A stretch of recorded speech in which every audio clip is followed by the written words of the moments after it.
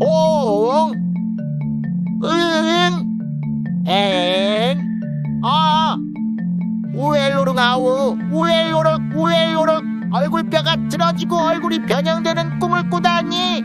어서 덴티장한테 가봐야겠어. 그럴 줄 알고 많은 분들이 통증과 더불어 가장 힘들어하는 안면 비대칭 및 틀어짐에 대한 컨텐츠를 준비해놨지. 그건 좋은데 이것 좀 지어봐. 내 잘생긴 얼굴이 가려지잖아. 가리는 게 낫네.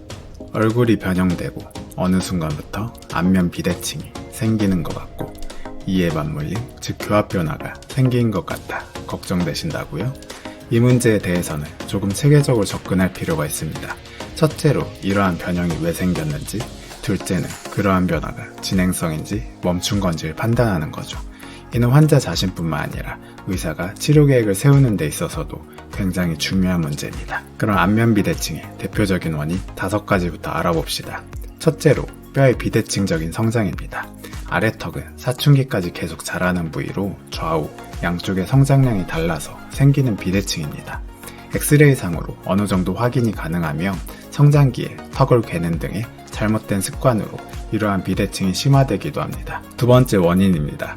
이를 악물 때 양쪽 턱이 튀어나온 게 느껴지시나요?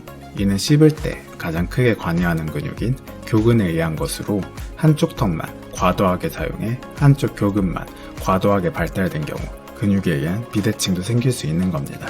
세 번째 원인은 머리뼈와 아래턱이 만나는 부위인 턱관절 부위에서 퇴행성 관절염이 발생한다면 해당 부위의 길이가 짧아지면서 턱이 그쪽으로 틀어져 버려 생기는 비대칭입니다. 만약 양쪽 다 퇴행성 관절염이 걸려 짧아진다면 어떻게 될까요? 턱이 뒤로 돌아 들어가 위아래 앞니 사이가 뜨는 오픈바이트, 부턱 등이 발생할 수 있겠죠. 네 번째 원인은 자세에 의한 비대칭으로 본인의 자세가 틀어져 있어도 비대칭으로 보일 수 있습니다. 다섯 번째 원인은 양쪽에 균형을 이루고 있던 한 근육의 단축으로 인해 비대칭이 발생하는 경우입니다. 그 중에서도 가장 심각한 문제를 일으킬 수 있고 계속해서 비대칭을 유발하거나 부턱이 점점 심해지게 하는 것은 퇴행성 관절염에 의한 얼굴 변형인데요. 이것이 단순한 발육 이상에 의한 것인지 퇴행성 관절염에 의한 것인지 어떻게 판단할까요? 턱의 퇴행성 관절염에 대해 간단한 복습과 함께 조금 더 심화적인 지식을 알려드리면 아래턱의 뼈의 변화는 주로 힘이 작용하는 부위인 앞쪽 그리고 위쪽, 즉 전상방 부위부터 보통 파괴되기 시작합니다. 그 파괴 속도에는 상당한 개인차를 보이는데 퇴행성 변화가 아주 급속히 진행된 사람은 뼈의 재형성이 제대로 일어나지 않아 1년 이내에 아래턱의 머리가 대부분 소실되기도 하지만 대부분의 사람들은 골파괴가 진행되는 가운데 이미 뼈의 재형성이 어느 정도 이미 시작되게 됩니다. 그리고 관절염이 있다고 모든 사람이 교합 변화나 안면 변형이 생기는 것은 아닙니다. 그럼 이것이 단순한 발육 이상인지 퇴행성 관절염에 의한 것인지 판단하는 법으로 넘어가 봅시다. 뒷니만 닿고 앞니 사이가 뜨는 오픈바이트의 경우 본을 떠서 판단하는 방법은 덴티장TV 구독자분들이라면 잘 알고 계실 겁니다. 가령 입안에서 뒷니만 물리는 상태인데 본을 뜬 모형에서도 뒷니만 물린다면 원래부터 발육 이상으로 인한 오픈바이트일 확률이 높고 입안에서와 달리 모형상에서 앞니까지 잘 닿는다면 후천적 변화, 즉 퇴행성 관절염에 의한 오픈바이트와 무턱일 확률이 높아지는 거죠. 하지만 이런 확인은 치과에 내원해서 시간과 비용이 드는 검사이므로 스스로 점검해 볼 수 있는 꿀팁을 하나 드려보겠습니다. 이 사진은 조금 과하긴 하지만 자기의 앞니를 거울로 관찰했을 때 오픈바이트임에도 불구하고 이렇게 갈린 흔적이 보인다면 앞에서 보면 이런 자연스러운 치아의 형태가 아닌 갈린 흔적이 보인다면 그리고 위와 아래가 벌어진 상태라면 과거에는 입길이 닿았지만 후천적으로는 벌어진 상태라고 유추할 수 있는 거죠. 제가 보여드린 사진들은 이해를 돕기 위해 좀 과하게 갈린 걸 보여드렸는데 자세히 관찰해서 조금 갈린 정도만 있어도 판단할 수 있습니다. 그리고 이를 아래에서 위로 본 사진인데 윗니와 아랫니 수평거리 사이가 퇴행성 관절염이 심해지면서 그 거리가 증가하고 환자분들에 따라 이를 오히려 앞니가 돌출된 것 같다고 표현하시는 분들이 계십니다.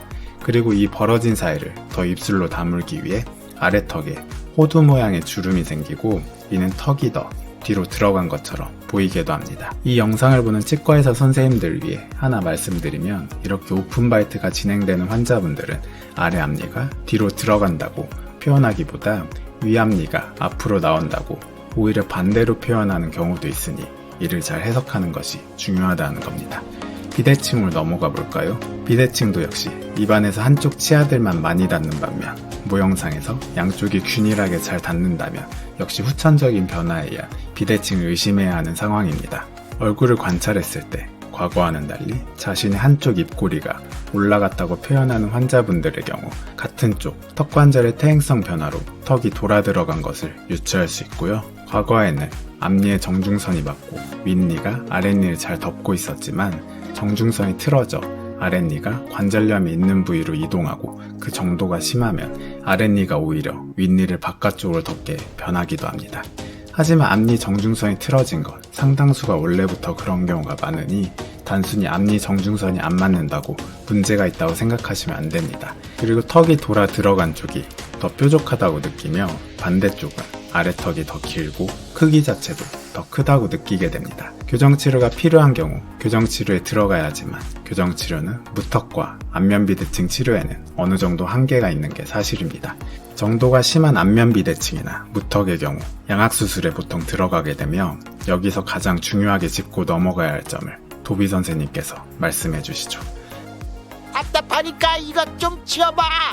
여기서 가장 중요한 점은 교정치료나 양악수술에 들어갈 때 턱의 퇴행성 변화가 더 이상 일어나지 않는 것을 확인해야 된다는 거야. 이 과정이 없다면 턱의 위치가 계속 변해 교정이나 수술을 여러 번 반복해야 될 수도 있어. 보통은 CT를 일정 간격으로 찍고 임상 증상과 종합적으로 판단해서 뼈의 퇴행성 변화가 멈췄는지를 판단하는 거지. 맞습니다. 이런 경우에는 반드시 구강내과 전문의의 확인을 받고 치료를 진행하시길 바랍니다. 오늘 영상 여기까지고요. 도움이 되셨다면 구독과 좋아요, 알림 전체 설정 부탁드립니다. 감사합니다.